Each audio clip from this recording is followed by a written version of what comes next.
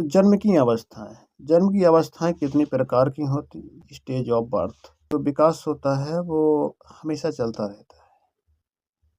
जब बच्चा भ्रूण में होता है तब भी विकास होता है, जब बच्चा जन्म ले लेता है तब भी विकास चलता ही रहता है। जब तक इंसान मृत्यु नहीं हो जाती है तब तक विकास चलता ही रहता है। विकास कभी ना रुकने वाली एक क्रिया है, जो धीमी भी हो सकती है और तेज भी हो सकती है। जिस प्रकार से बालक का अध्ययन हम विभिन्न अवस्थाओं में बाँट कर सकते हैं। अर्नेस्ट जॉन्स जी ने जो विकास की अवस्थाओं का विभाजन सबसे उपयुक्त माना है। इस विभाजन के अनुसार प्रमुख अवस्थाओं में बाँटा जा सकता है, जो निम्नलिखित है। तो इसमें 5 अवस्थाएँ दी हैं, 4 नहीं है। अवस्थाएँ हैं, उन्हें 5 भागों में बाँटा गया है। जो शैशवावस्था है, ये 5 से 6 वर्ष की होती है। बाल्यावस्था है, जो 6 से 11 या 12 वर्ष की होती है। किशोरावस्था है, 12 से 18 वर्ष की होती है। प्रौढ़ावस्था, एडल्टहुड, ये 18 से 60 वर्ष तक होती है। वृद्धावस्था है, ये 60 वर्ष के ऊपर होती है। इस प्रकार से ये 5 अवस्थाएँ हो गईं। अब चलते शैशवावस्था की। शिशु अवस्था होती है, इसे इन्फेंसी कहते हैं। यह जीवन की सबसे महत्वपूर्ण काल माना गया है। इसमें मनोवैज्ञानिकों ने जो बालक के विकास की विभिन्न अवस्थाओं का अध्ययन करके इस निष्कर्ष पर पहुंचे हैं कि बालक की सभी अवस्थाओं में जो शिशु अवस्था होती है, सबसे अधिक महत्वपूर्ण अवस्था होती है। अब हमारे मनोवैज्ञानिक फ्रायड थे, तो फ्रायड ने कहा है कि मनुष्य को यानी बालक को जो कुछ बनना होता है, वो प्रारंभ के 4-5 वर्षों में ही बन जाता है। इन्होंने कहा कि बच्चे को जो कुछ बनना पड़ता है या मनुष्य को जो बनना होता है या बालक को जो बनना होता है, वो 4-5 वर्षों तक ही बन जाता है।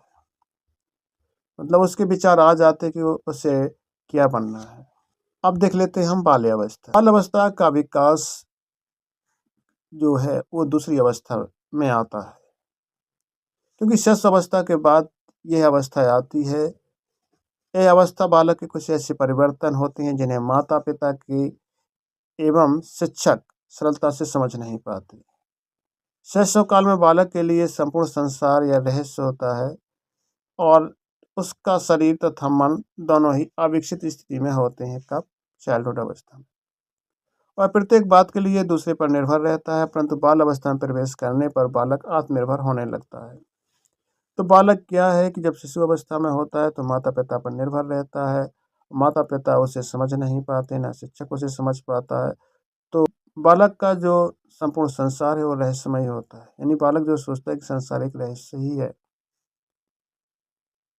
और जब वो बाल अवस्था में आता है तो बालक आत्मनिर्भर बनने की कोशिश करने लगता है। सामान्यतः मनोवैज्ञानिकों ने 6 से 12 वर्ष के मध्य की अवस्था को बाल अवस्था कहा है। यह जीवन का एक अनोखा काल माना जाता है। इस अवस्था में बालक के जीवन में स्थायित्व आने लगता है और वह भावी जीवन की और आगे के जीवन की वो तैयारी करने लगता है। बाल अवस्था में अनेकों परिवर्तन होते हैं, क्योंकि इसी अवस्था में वो शिक्षा प्रारंभ करता है। यही शिक्षा की आयु बहुत अच्छी होती है। इसमें बालक विद्यालय जाता है और अपनी उम्र के बच्चों से सामाजिक संबंध स्थापित करता है। और इसका जो ग्रुप है बालक और बालिकाओं का, ये बहुत बड़ा धीरे धीरे बढ़ने लगता है। इस अवस्था को हम गैंग एज भी कहते हैं, क्योंकि गैंग बनाने लगता है, मतलब अपनी दोस्ती बढ़ाने लगता है। कुछ मनोवैज्ञानिक इसे चुस्ती एज में स्मार्ट एज भी कहते हैं, कुछ जो उसे डर्टी एज, गंदी एज भी कहते हैं इस बाल अवस्था को। अब आती है किशोर अवस्था। तो किशोर अवस्था क्या है कि ये तीसरी अवस्था होती है। जब व्यक्ति के जीवन में किशोर अवस्था आती है तो उसका जीवन कुछ उथल पुथल सा रहने लगता है। इस अवस्था को हम क्रांति काल भी कह सकते हैं, संघर्ष की अवस्था भी कहते हैं, इसे तूफान की अवस्था भी कहते हैं। इसमें जो किशोर की एज है 12 से 18 वर्ष तक मानी जाती है। यह अवस्था बाल अवस्था के बाद में आती है। बाल अवस्था की समाप्ति के बाद यह अवस्था प्रारंभ होती है और प्रौढ़ावस्था से पहले ही समाप्त हो जाती है।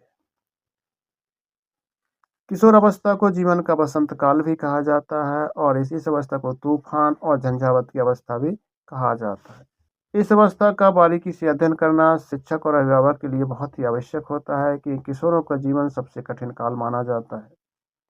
अब किशोरों के जीवन को कठिन काल क्यों माना जाता है कि जो किशोर होते हैं उनके शारीरिक परिवर्तन भी होते हैं, उन्हें मानसिक परिवर्तन भी होते हैं और उन्हें समस्याएं भी आती हैं क्योंकि उनके शरीर में बदलाव, हार्मोन्स निकलते हैं और विपरीत लिंग के तरफ आकर्षण भी होता है। बदलाव की अवस्था भी इसे कहते हैं क्योंकि हमेशा कुछ न कुछ सोचते रहते हैं, टेंशन में भी बने रहते हैं, कुछ न कुछ परेशानियों में भी बने रहते हैं। अब आती है प्रौढ़ावस्था। तो प्रौढ़ावस्था क्या है? तो प्रौढ़ावस्था किशोरावस्था के पश्चात आती है। जब प्रौढ़ावस्था आती है तो व्यक्तियों में स्थिरता आरंभ हो जाती है। इस अवस्था में जो बच्चा होता है जिम्मेदारियां समझने लगता है और एक वयस्क बन जाता है और समाज की संरचना को समझने लगता है क्योंकि इसी उम्र में शादी ब्याह होते हैं और बच्चे होते हैं और अपना परिवार बनाने लगता है, एक समाज बनाने लगता है। और इसका जो किशोरावस्था में जो विरोधी स्वभाव था वो धीरे-धीरे खत्म होने लगता है और परिपक्वता आ जाती है। पारिवारिक बंधनों में रहने लगता है और वैवाहिक संबंधों में बंधकर अपने माता-पिता बनने की अनुभूति करता है। इसके बाद आती है वृद्धावस्था। तो यह विकास की अंतिम अवस्था है। इसमें लगभग 60 वर्ष के बाद प्रारंभ होती है। इस अवस्था में व्यक्ति की शारीरिक शक्ति का ह्रास हो जाता है और शरीर कमज़ोर हो जाता है, झुर्रियाँ पड़ने लगती हैं और बीमारियाँ घेर लेती हैं। इस अवस्था में स्वभाव थोड़ा चिड़चिड़ा हो जाता है और बच्चों पर निर्भर हो जाते हैं।